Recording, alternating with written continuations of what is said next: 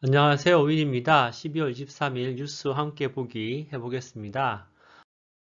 CNBC 뉴스고요. 첫 번째 뉴스는 테크 쪽이 여전히 2021년에도 불이 될 거라는 얘기입니다. 그래서 이 얘기 한 사람은 폴 믹스라는 사람인데 1990년도에 가장 큰 테크 펀드를 운영했던 사람이라고 합니다. 그리고 이분 말씀대로 아까 저기 이 제목처럼 2021년에도 나스닥에 있는 테크주들의 해가 될 것인데 다만 지금 이제 연말에 오버밸류가 좀 되지 않았습니까? 그래서 새해 초 몇 달 정도에는 일정한 조정이 예상된다고 합니다. 이분으로 말씀으로는 히컵이라고 하니까 뭐 딸꾹질 정도니까 약간의 이제 조정이 있을 거라고 보는 거죠.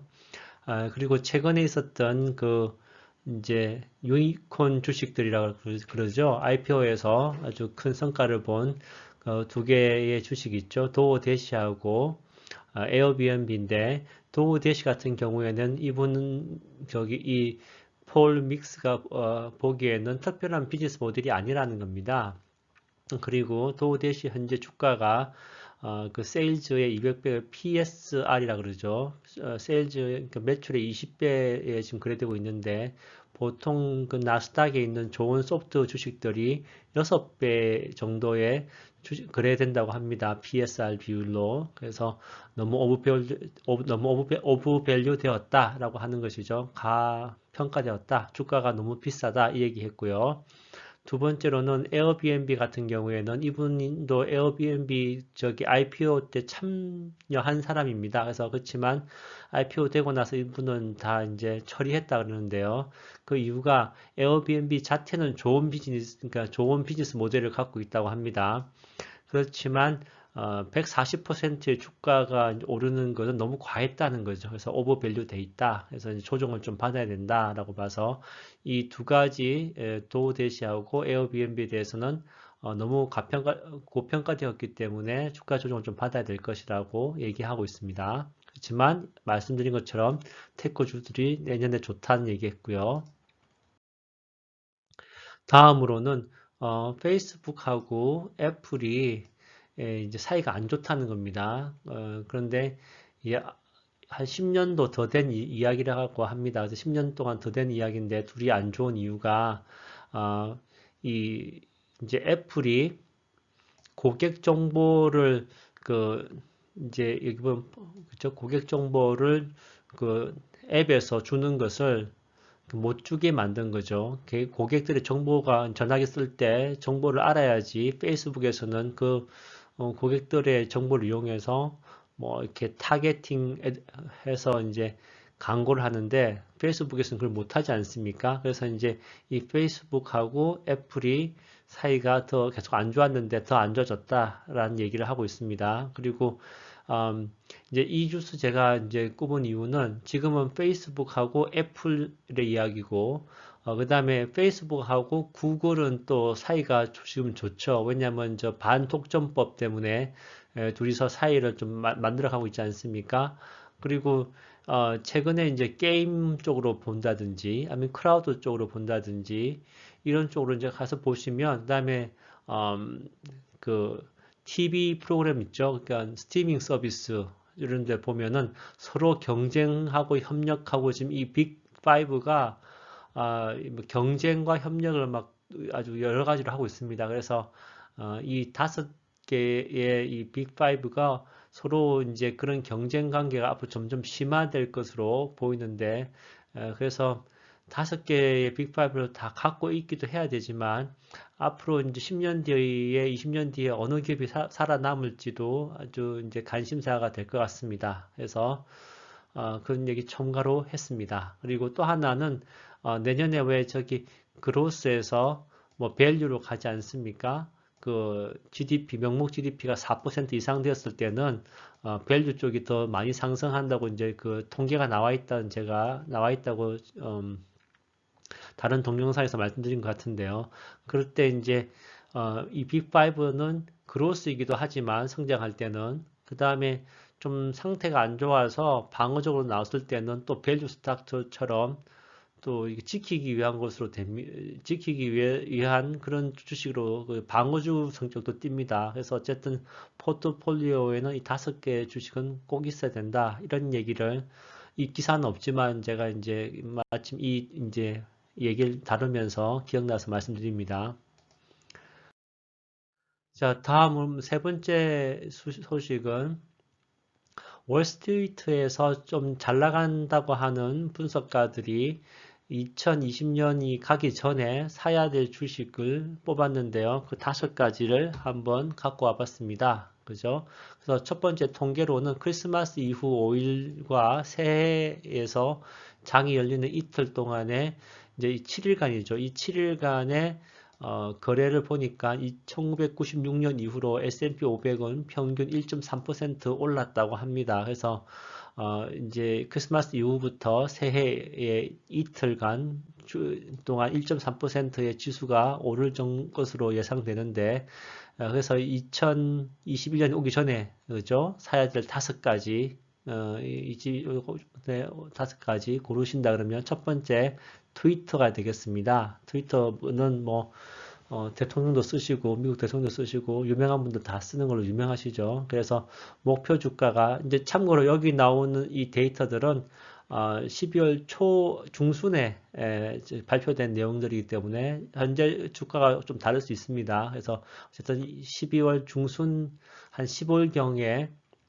나온 데이터들이니까 그래서 목표 주가를 52불에서 65불로 올렸고 그것은 16% 상승하는 걸 얘기하고 있습니다. 그리고 2022년에 세전 수익이나 매출액을 고려했을 때 상승하는이기 때문에 이렇게 트위터의 목표 주가를 올렸다고 하고요. 그 다음에 구글과 페이스북이 광고 시장을 이제 점유하고 있는 양대 산맥이지 않습니까?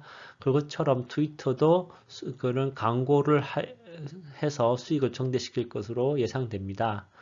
두 번째로는 코스트코인데요. 코스트코는 저기 해원제 창고 매장이죠. 그래서 목표 주가가 439불로 잡고 있고 그것은 20%를 올라간다는 얘기를 하는 것입니다. 그런 이유는 이번에도 이제 보여준 것처럼 온라인 세일이 86% 확대됐고요. 그 다음에 신규 회원이 7% 올랐다고 합니다. 그래서 코스코는 매년 그러니까 회원들한테 받는 회비만 해도 몇백 빌리언이 되는 정확하게 까먹었는데 하여튼 좀 엄청난 매출이 그 회비로만 해도 매출이 올라갑니다. 그런데다가 온라인 세일까지 정대되고 좋은 물건을 싸게 팔기 때문에 앞으로도 계속 좋다고 보고 있습니다.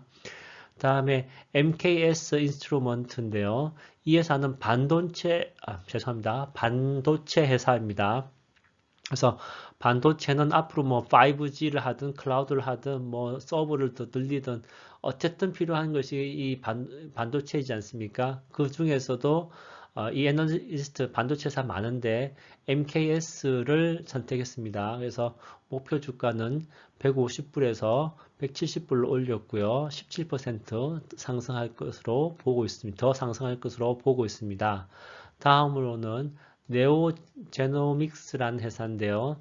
이름에서 보이는 것처럼 새로운 유전자이지 않습니까? 이름이. 그러면은 유전자 분석에 의한 암 진단하고 치료를 지원하는 회사라고 합니다. 그래서 이 회사의 CEO가 얘기하는 네오제노믹스의 그 개념은 원스톱 온컬러지 샵이니까 온컬러지가 암이거든요. 그래서 원스톱 암을 해결하는 그런 곳이다. 이렇게 얘기했고요. 목표 주가는 60불로 보고 있고 이제 12% 상승 여력이 있다고 보고 있습니다. 그리고 이 네오제노믹스가 최근에 클라리언트를 인수했고요. 인비타타라는 회사를 지분을 인수했고 파트너십도 관계를 가졌기 때문에 이 산업도 확장 중에 있다고 합니다.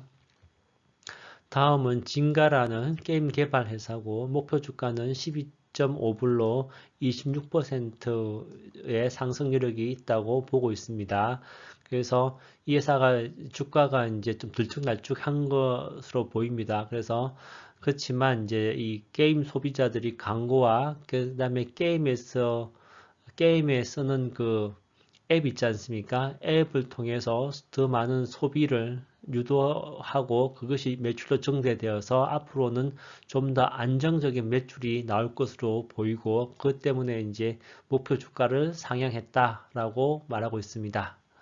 자, 오늘은 여러 가지 뉴스가 있었지만 여기까지고요. 나머지 뉴스는 좀 정치적인 게 있는데 간단하게 말씀드리면 뭐 트럼프 대통령이 600불짜리 그 스티무러스 책을 비리 갖고 왔더니 의회에서 합의를 했는데 2,000불 정도는 해야 된다 이런 얘기도 있었고 그 다음에 미 국방비 예산에 대해서도 이거 너무 안 되겠다 뭐 이런 식으로 이제 얘기를 했는데 지금은 이제 그 다음에 최근에 트럼프 대통령이 자기와 관계되어서, 이제 나쁜 말 하지 않은 사람들을 사면시켜줬죠. 그런 것도 이제 좀 CNBC 뉴스에 있었고요. 또 다른 거는 그 다음에 이제 이 정치 쪽으로 뭐냐면, 이 경제가 정치에 또 민감하지 않습니까? 특히, 이 7일간 정치 이슈가 좀 문제가 될 것 같은데요. 그 이유가 제 기억으로는 1월 6일인데 1월 6일 날 조지아주에 있는 2명의 상원의원 선거가 있습니다. 그게